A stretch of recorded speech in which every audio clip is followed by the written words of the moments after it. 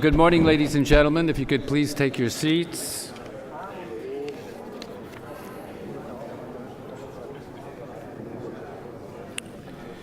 Good morning, I'm Ed Jureja, and I'm the founding director of the Baker Institute, and I wish to warmly welcome all of you on this very bad weather day to Rice University's Baker Institute for today's conference.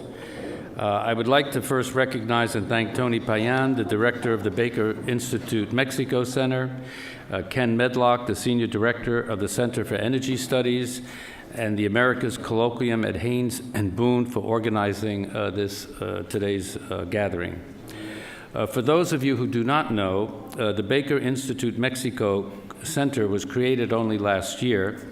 Our goal is to make it a truly premier binational policy research center dedicated to forging a sustainable U.S.-Mexico relationship based on shared interests and values. The issues that will be covered by our Mexico Center include health policy, infrastructure, trade, and most relevant for our present conversation, energy.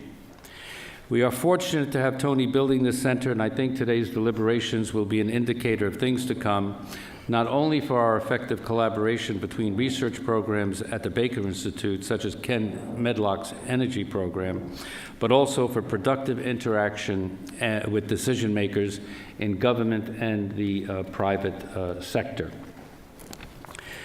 The topic of energy reform in Mexico really could not be more timely. Earlier this month, Tony and I attended the North American Forum meeting in Mexico City, organized by former Secretary of State George Shultz, the Canadians, and of course Pedro Aspe of Mexico, to advance a common vision for improved relations between the United States, Mexico, and Canada. As you know, a central component of that shared vision is energy, with North America poised to rebalance global oil flows. This is especially the case if a very important if the politics of Mexico's energy sector can be transformed to tap effectively into this massive potential. And we're looking forward to the remarks of our keynote speaker on that this morning. What is particularly compelling to me is the potential for the three large North American countries, the United States, Mexico, Canada, to become a collective powerhouse in the 21st century. Let me just leave you with this impression. It's only an impression. One speaks a great deal about the emerging power of China, which is true. China is the emerging global power. One speaks of the European Union, which remains, despite all its difficulties, an incredibly powerful economic entity. But what's emerging? If the United States, Canada, and Mexico really can collaborate across the board on trade, economic, social, migration issues, indeed, perhaps the superpower of the 21st century may indeed be North America. So I look forward to listening to your deliberations and would like to welcome George Gonzalez from Haynes and Boone to say a few words and introduce our keynote speaker. George, thank you.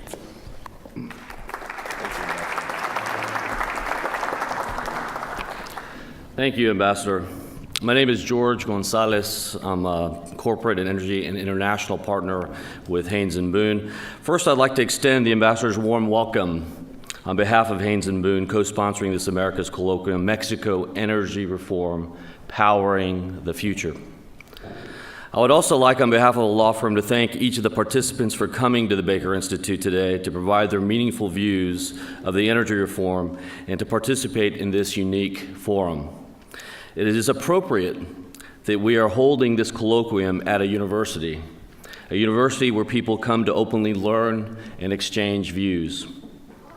And the law firm is pleased to develop our relationship with Rice University, with the Baker Institute, the Center for Energy Studies, and the new Mexico Center.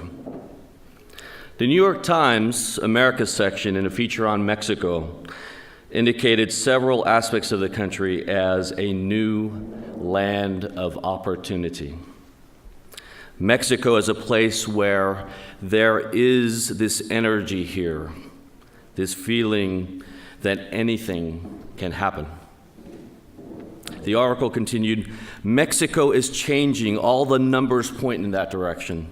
There's been an opening to the world in every way, culturally, socially, and economically. Even as President Enrique Peña Nieto indicated, the stars are aligning for the country.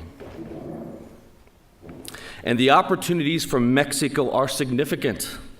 Mexico remains the third largest source of foreign oil for the United States, after Canada and Saudi Arabia. The U.S. Energy Information Administration calculates that Mexico's gas deposits are the fourth largest in the world, with the potential to ensure decades of low-cost energy. One of the goals of this America's Colloquium is to provide a forum for the discussion of how the stars may align, what the universe might look like, and how Houston, Texas, and U.S. enterprises can take an active role alongside Mexican enterprises and enduring institutions in participating in that alignment. So there is energy here.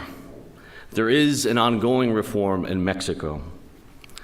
We are here to discuss that reform and provide a perspective for you to consider what it may mean from a policy and practical perspective. We will hear from multiple voices and perspectives on this potential change, voices from government, from academia, from industry, from service providers, from the potential shape and scope of the energy reform to a discussion of challenges and opportunities with respect to shale gas, to challenges and opportunities with respect to the Gulf of Mexico. This America's Colloquium will address these topics, these planets, that together with the stars that are aligning form the energy universe for Mexico, the United States, the Western Hemisphere, and the world. There is energy here. There is an ongoing reform in Mexico. We will discuss that today at the America's Colloquium. Welcome. My first task is to introduce our esteemed keynote speaker, Froilan Gracia. Mr. Froilan Gracia is the Executive Chief of Staff to Pemex's Director General. He is in charge of public and government affairs as well as corporate investor relations. Mr. Gracia has ample experience in trade and commodities.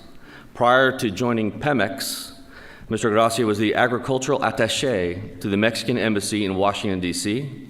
In this capacity, he was responsible for the U.S.-Mexico agricultural agenda.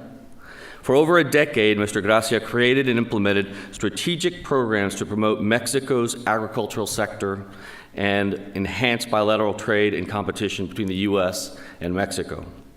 He holds a degree in business administration, a master's degree in international public policy from the Johns Hopkins University, and an MBA from Tulane University. Additionally, he has executive management education from Harvard University and energy studies from Thunderbird. Mr. Gracia is an elected member of the Mexico Council of Produce Marketing Association and has been recognized as an emerging leader by the U.S. Ministry of Agriculture. Without further ado, please welcome Mr. Froilan Gracia.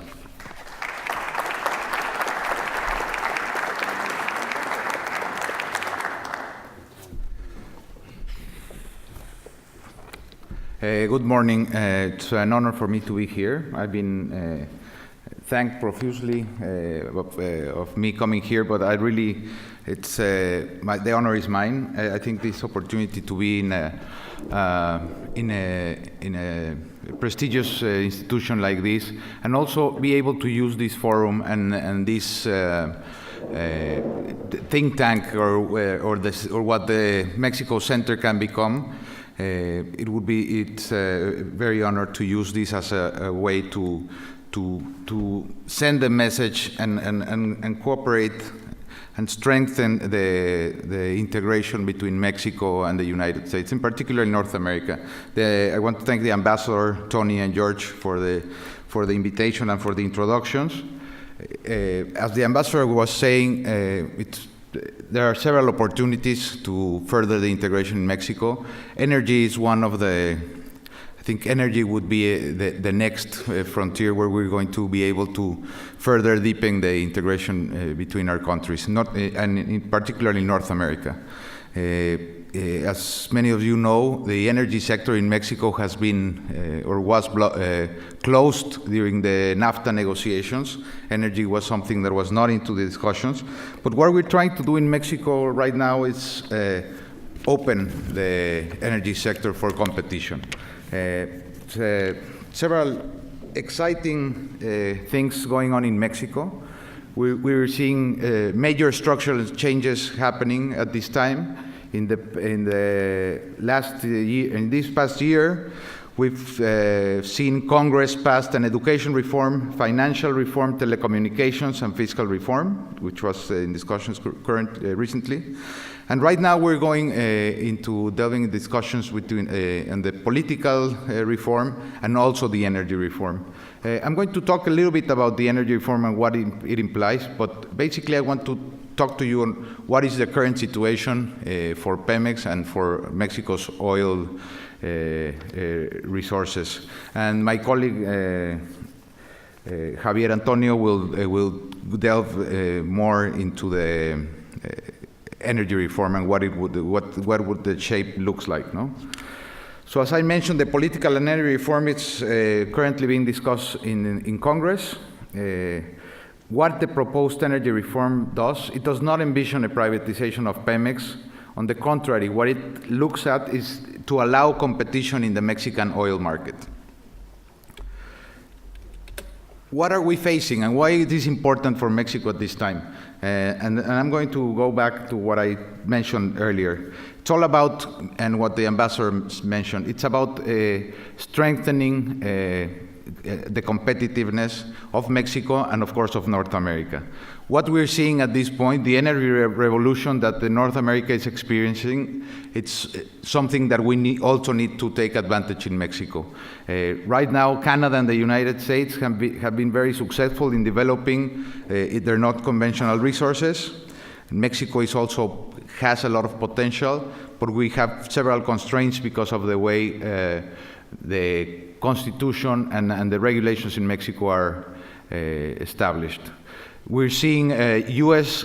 moving towards self-sufficiency in hydrocarbons in the near future, something that, of course, will affect Mexico. As George was mentioning, we're the third largest partner or supplier of energy to the United States after Canada and Saudi Arabia. No?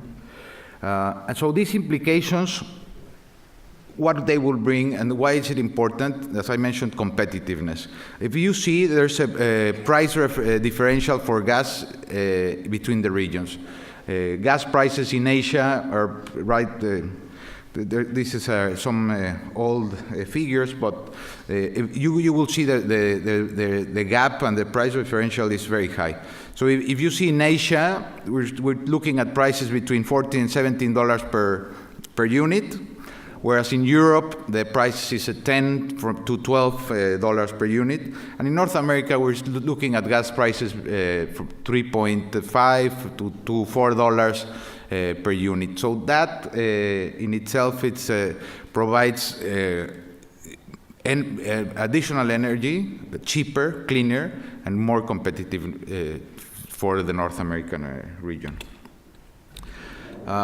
So, and now I'm going to talk a little bit where we are in Mexico. No, Mexico has been one of the largest producers of oil, but most of the investment, as you know, Pemex is the only company that is allowed to exploit natural resources in oil and gas in the country.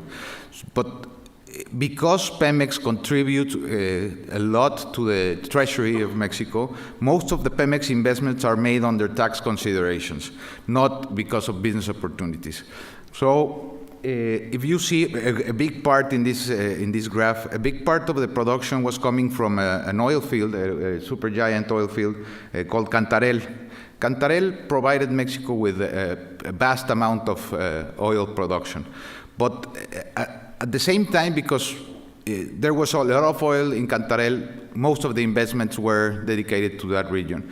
And some of the fields that were exploited in the early 30s and 40s, after the pressure on the wells started to dwindle, we moved to another opportunities where the pressure was high and where we could reap more production. So there are a lot of fields that have been left idle. We call them mature fields. There are several opportunities there, but this is basically how the production looks in Mexico and how it's concentrated in these particular areas. No, the new fields, which are more profitable. Because we're moving towards non-conventional oils. They're of course more expensive to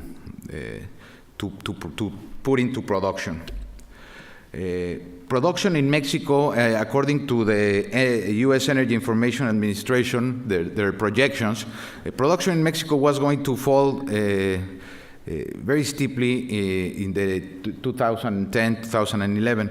But fortunately, against all the odds, oil production in Mexico has been kept stable since 2009.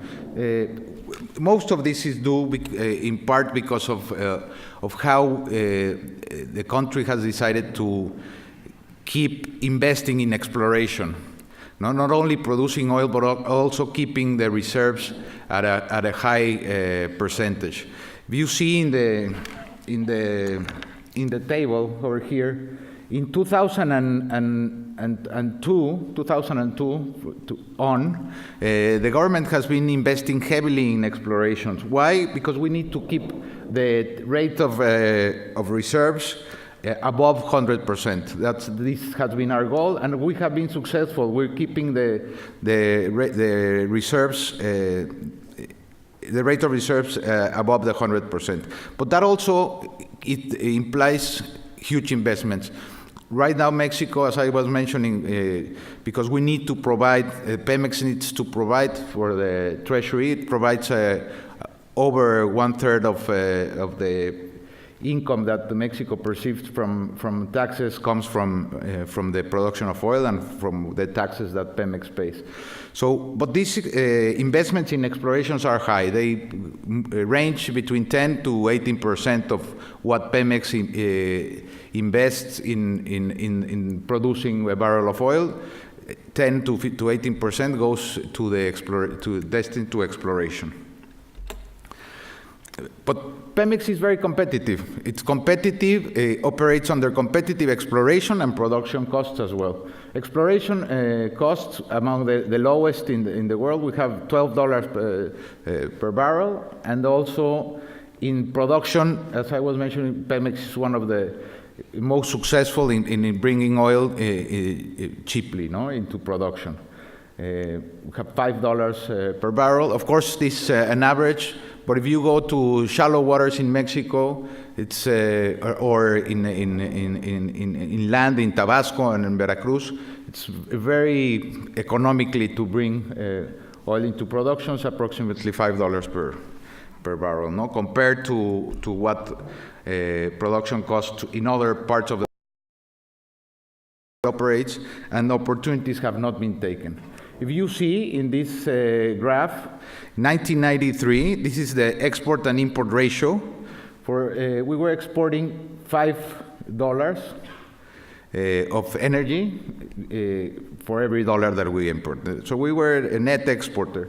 Now that the ratio has been losing ground, and if the trend continues, we will soon become a net importer of energy. No. So those are some of the challenges that we are trying to address with the energy reform that is being currently discussed. And this is another example. No, if you see how erratic Mexico's production has been over the past years, and that's basically because opportunities in some of the oil fields that have been found, but also it's these tax implications that I had mentioned before. If we look at the graph on how the production in Brazil and Colombia, just to put into perspective, the two countries that are also part of or Latin American countries, the first time that Brazil introduced its energy reform in 1987, we're seeing an increase of from 800,000 barrels per day to close to 2.2 million barrels per day at this point. And the same happened to Colombia. No, the same could be explained in Colombia, when their energy reform was introduced in 2003, they went from almost double their production in less than 10 years, no? So this is some of the things that we want to take advantage of. We want to see an energy reform in Mexico that can increase, of course, the production and the opportunities that I will be sharing with you in the meantime. So why is competition important? Competition, that's what we are envisioning in the energy reform. In the case of the U.S., competition has boosted the development of wells in the United States. This is going to be an interesting part. You see, this is the Eagle Ford play. This Eagle Ford play actually extends down into Mexico. So there also we share that geological risk there. In 2012, just to put into perspective, only 3 wells of shale and oil gas were drilled in Mexico, 3 wells. By contrast, in the U.S., the number of wells that were drilled in the shale plays accounted to 9,000 wells. In the case of the deep water and ultra deep water drills in the U.S. Gulf, you're going to see some of these are going to be these red dots that you see here are some of the deep and ultra deep wells that have been drilled. In Mexico, we are drilling, or in 2002, we drilled only 6 wells in our deep water and ultra deep water. In the U.S., that number of wells amounted to 137. So these are the potentials that we have in Mexico. Only 3 wells. There's opportunity to drill thousands of wells, and also we haven't really tapped into our resources on deep and ultra deep water oil and gas. So this is what we will be developing, and this is where we see the energy reform bringing new players into the market. We need to develop our deep water and ultra deep water resources. We have been successful we are bringing into production some oil fields and gas fields for example, in Lacache, and we've made some important discoveries in Trion, Supremus, and Maximinos. We have also the Chicontepec area, where close to 30% of the oil reserves of Mexico are in Chicontepec. It's complicated geology in Chicontepec. The technology is very similar to what the fracking and horizontal drilling that it's being used to bring to production the shale resources here in the U.S. But it's interesting how the production has increased in that area in particular. And then we also have the mature fields. We're bringing them back through the integral contracts.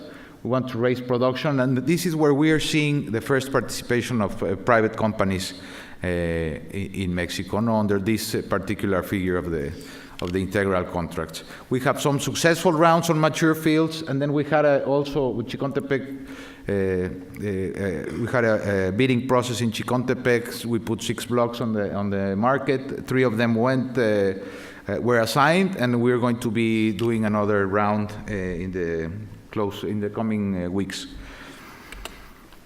And then also the resources that we're going to tap, and I was mentioning, is our shale and gas resources. This is under exploration currently. We have some gas identified here, some gas and oil here, and some of the oil resources in this part of the Tampico-Misantla area. And this is an interesting, the resources that we estimate that we have in the shale resources in Mexico, no?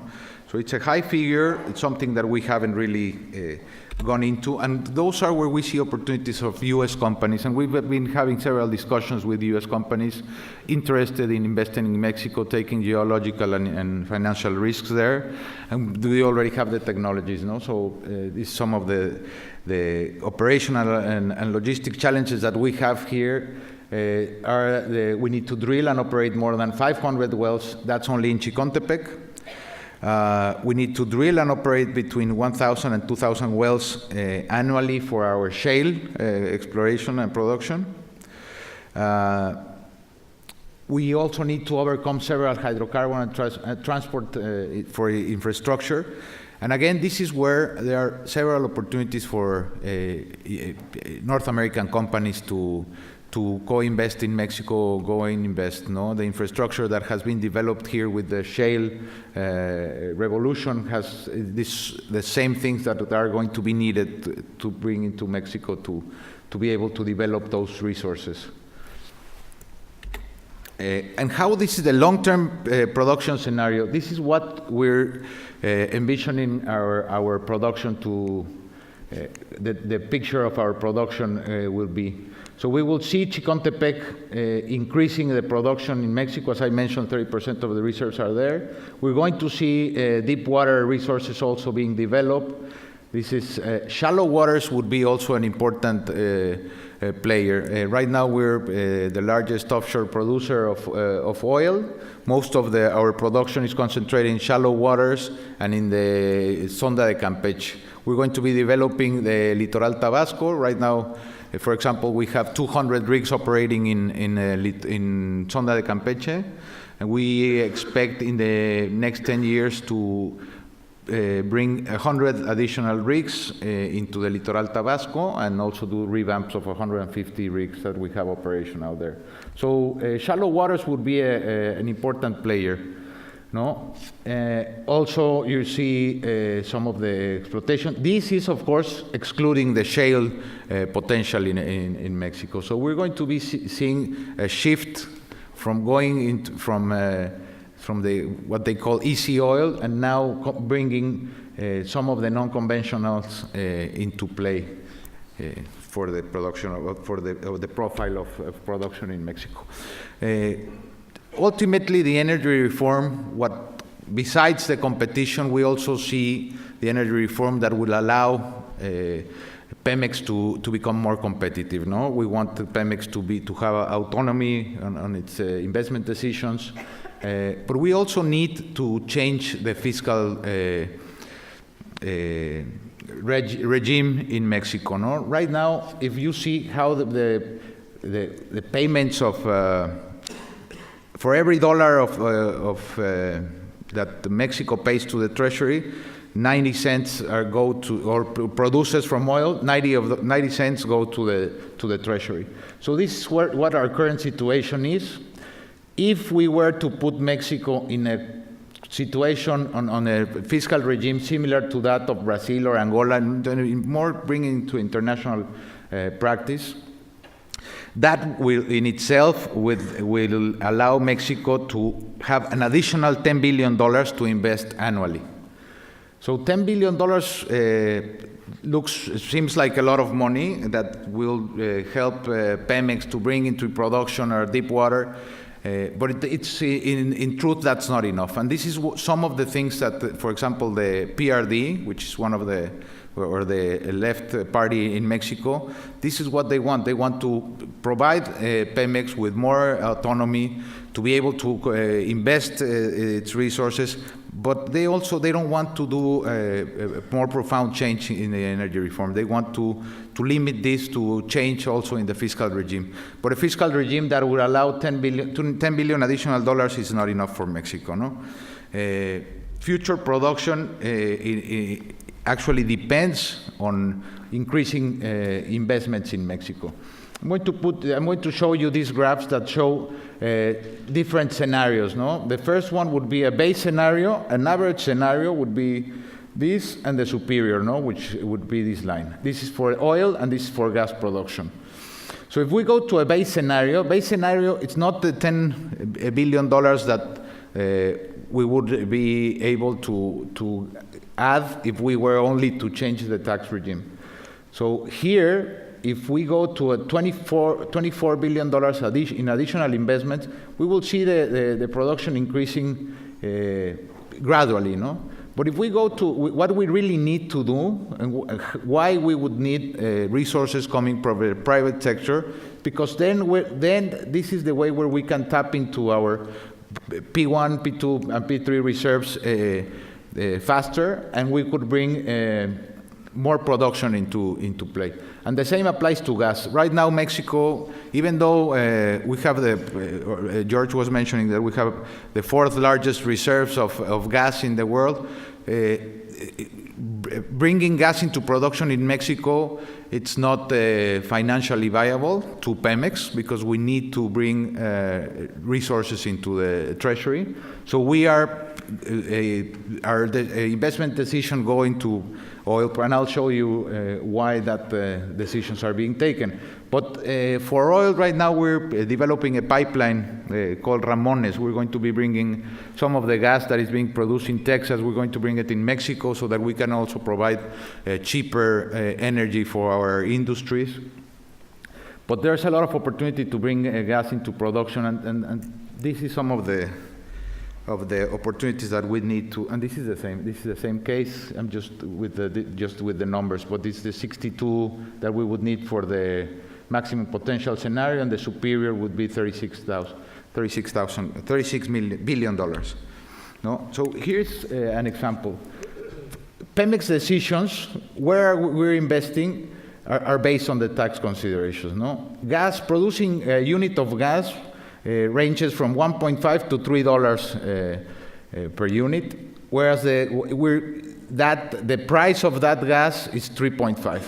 But this, if we look at the IRR for a private company to bring gas into production, that would be very interesting. But for Pemex, it's not.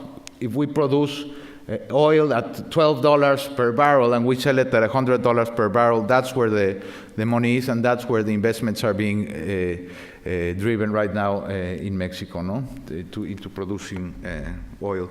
So, but these are opportunities for private sector that would be very interesting. And some of the challenges that we're also facing in Mexico, in the oil industry, there are many opportunities that are profitable for the country, but not necessarily for third parties.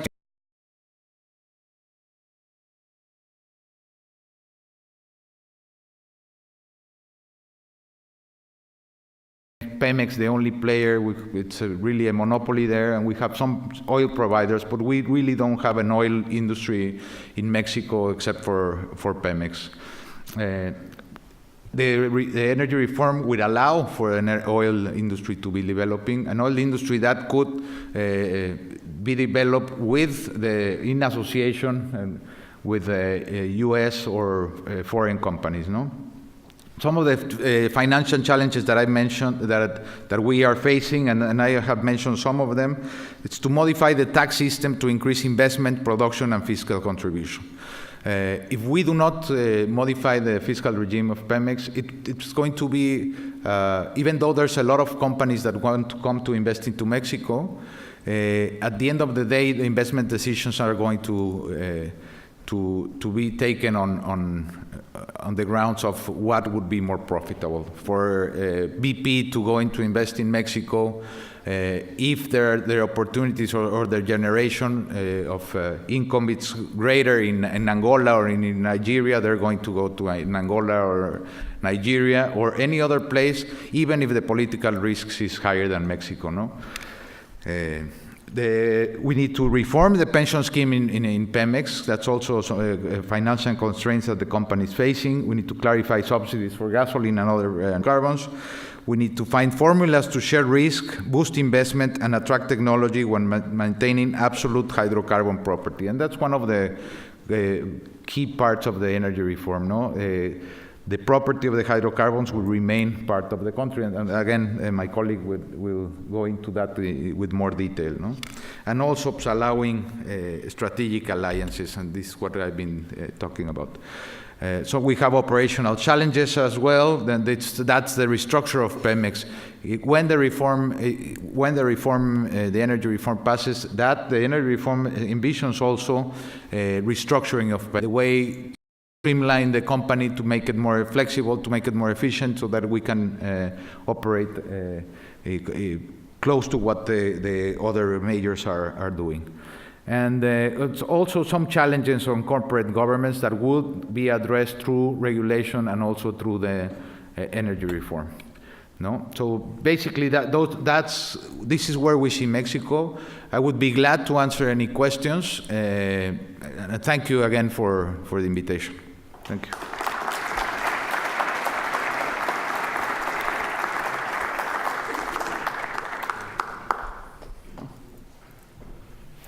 Yes. I was going to take questions.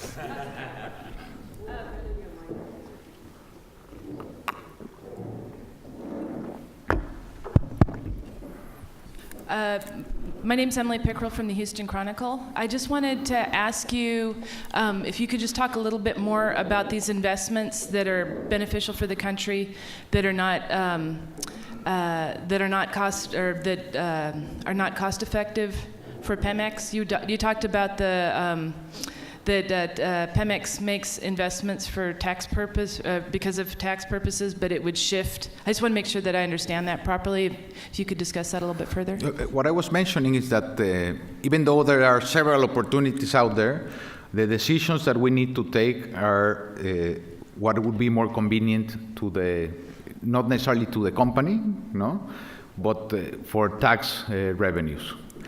There are some fields that are very productive that that maintaining them with production would make sense in business wells to go into other wells that have more pressure, that are going to bring more oil into production. Because once the pressure of a well starts going down, you need to enhance production, and that brings more cost into the mix. So is it a specific area, like you're choosing more to focus on deep water versus shallow water versus deep water? Is it some of the investment that moved out of Chicontepec? Or I just want to make sure I understand which areas you're talking about. It's not necessarily an area. It's where production is going to be less costly, where there's going to be production, and where we have the technology. The truth for deep water, in the case of deep water, even though we have resources there, we don't have the technology, we don't have the expertise there, and it's the investments that are required to bring into production a well in deep water. It's let me show you. It's higher than bringing production into shallow water. So in case of deep water, you're going to see to bring a barrel of oil into production, it ranges up to $40 per barrel. Whereas in shallow waters, it's going to be 16 barrels. So the decision here is where we're going to be making more money. Here, if we go into conventional at $4 per barrel, or going into deep water. Besides that, we don't have the technology and the know-how to develop our deep water resources. I think we'll take one more question. Thank you very much for your presentation. Really enjoyed it. If I understood correctly, you see the basis for foreign investment being in joint ventures or other types of arrangements, but not in the privatization of Pemex itself. Did I understand that correctly? There is no privatization of Pemex. That is something that is actually not in discussion. It has been used by some of the opponents. They're claiming that at the end of the day we're going to be privatizing. What we're doing is bringing for new players into these areas, non-conventionals and deep water and other areas where we don't have the technology, where we don't have the resources to do it by ourselves. Not necessarily in joint ventures. Pemex could be another competitor. At the end of the day, what we see is there could be 10 blocks in the deep waters in Mexico that are going for bids. And Pemex can say that we want to participate in all of the blocks, or we only want 2 blocks. And we can say that we want to go into a joint venture or do it by ourselves. So it's going to be really an open market where there's going to be competition. Of course, Pemex would like to have participation in most of them, but we don't have the resources to do that. But we could do some joint ventures, or some companies can go by themselves into developing that. Every barrel that is produced will have to go to a state entity that is going to be trading the oil, and once that oil is sold, the money would be paid. I was mentioning the integral contracts that we're currently using, where we see already private participation going in. The new figure or the new scheme that we would be looking at would be a profit sharing contract. Well, thank you very much. Thank Tony, you for thank you. joining us.